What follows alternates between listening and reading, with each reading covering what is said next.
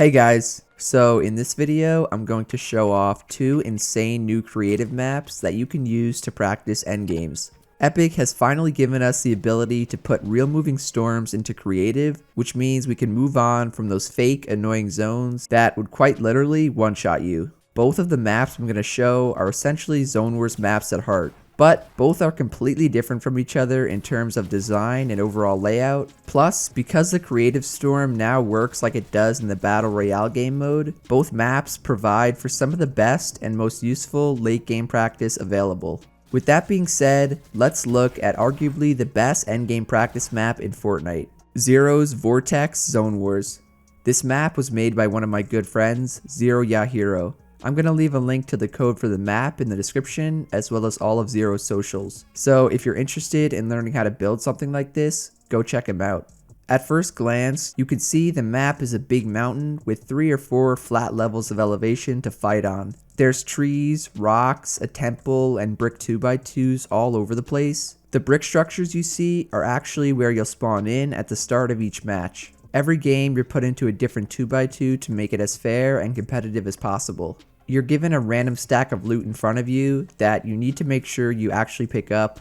All of the weapons are up to date with the current Battle Royale loot pool, and I know Xero updates it periodically depending on what's been vaulted or unvaulted. You're also given 500 wood, 400 brick, and 300 steel, as well as a trap, campfire, and if you're lucky, a launch pad. The zone starts moving 5 seconds after you spawn in, so the action starts very quickly. Each moving zone takes a total of 30 seconds to move until it stops, and then there's a little 5-second period until it starts up again. Lastly, there are 6 total moving zones before the storm completely closes in. If you're looking for good endgame practice, I honestly don't see it getting any better than this. In the past, with old Zone Wars storms, it was good practice, but those final circles never felt realistic. Everyone knew where the zone would end up, so you'd have people camping on the sides and abusing the zone mechanics. If you played the other type of Zone Wars where everyone starts at the same position, that was also very unrealistic. People would just mindlessly crank for height or keep you trapped in your spawn and grief you. Xero's Vortex map, on the other hand, is without a doubt the most realistic and useful Zone Wars map ever made. Straight from the start, the random spawns and loot simulate how an actual game would play out. In real matches, sometimes you get unlucky and have no mobility, sometimes you do get lucky and have a launch pad and shockwaves. Because each round you start with something different, this gives you a way to practice with both bad and good loot.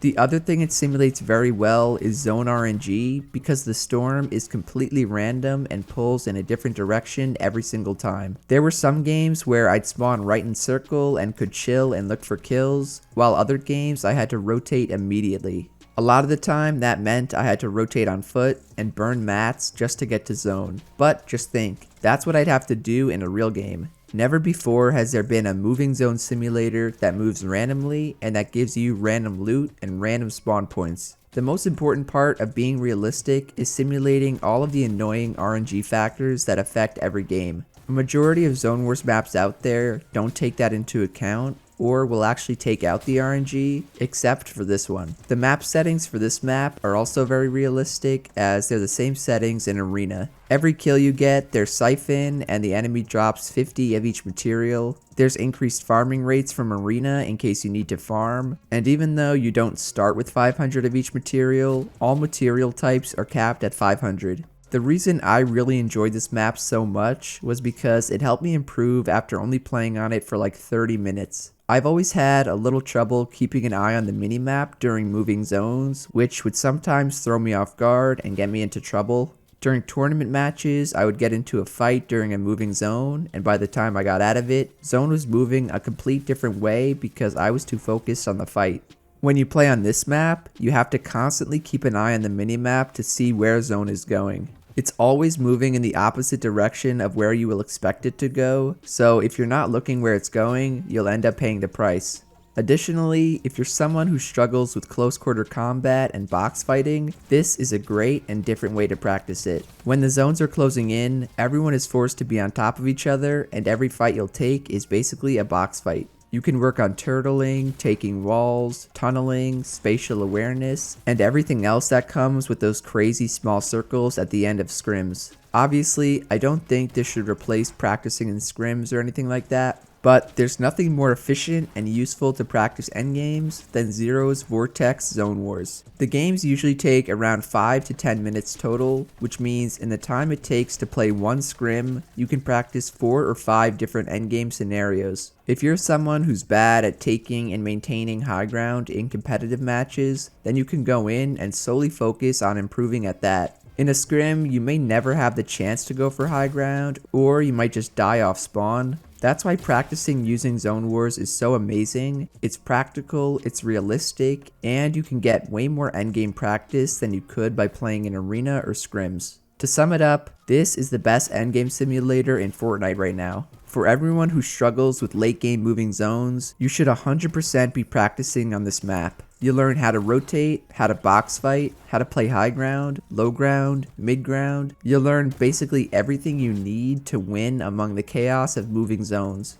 The one annoying thing you guys might find is that you need a bunch of people to play in it for it to be fun and useful. I just tweeted out that I was hosting Zone Wars on Twitter and a bunch of you guys played and probably see yourself in the video. What I'll do though is in the description I'm going to put the Zone Wars Discord I run. And don't worry, I did update the link, which I forgot to do the last time I mentioned it. And then I'm also going to put Enigma Zone Wars Discord. Both Discords have tens of thousands of members looking to run games, which means you can easily get a full lobby. The more people, the better, and the more realistic it will be. We had a full 16 people, and from the third circle on, I swear, it was like playing in a stacked scrim lobby. Don't be afraid to go into either of the Discords and make some new friends. Just let them know that Papa Jarian sent you. But since we're on the topic of Enigma, the other map I wanted to showcase is his latest creation that some of you might have seen before, the Mini Battle Royale Map. As the name suggests, it's a miniature version of the core map we all know and love. There's more than 10 different areas around it that are supposed to be like mini POIs.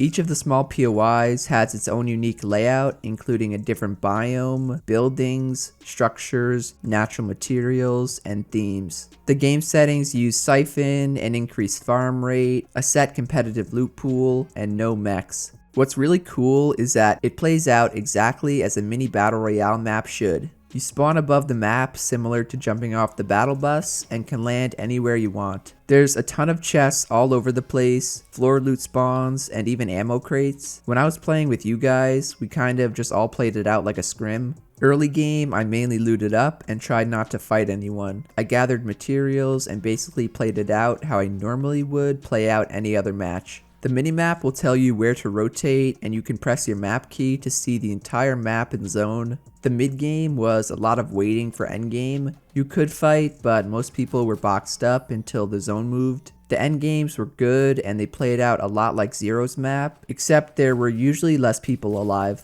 The main reason I would use Enigma's map is that you can actually get early and mid-game practice. Zones are completely random and move slower than the storms from Xero's map. This gives you the opportunity to actually fight people before endgame and work on all the problems you might have of making it there.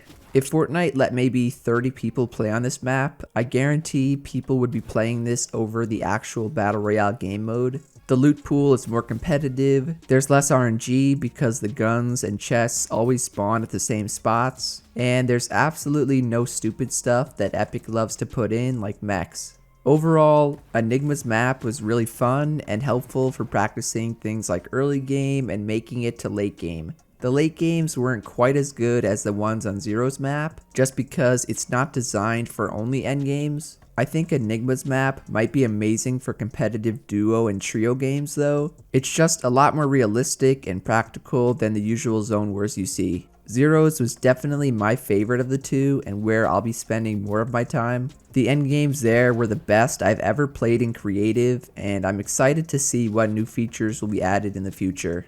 Remember to join the Discords I linked if you need people to play with, as people are hosting games there 24/7. So if you guys enjoyed the video and are going to try out one of the maps, be sure to drop a like, subscribe to the channel, and to turn on post notifications. Also be sure to check out the map creators, Xero and Enigma. Lastly, shout out to everyone using code Jarian. Otherwise, that's it from me, and I'll see you guys in the next one. Later.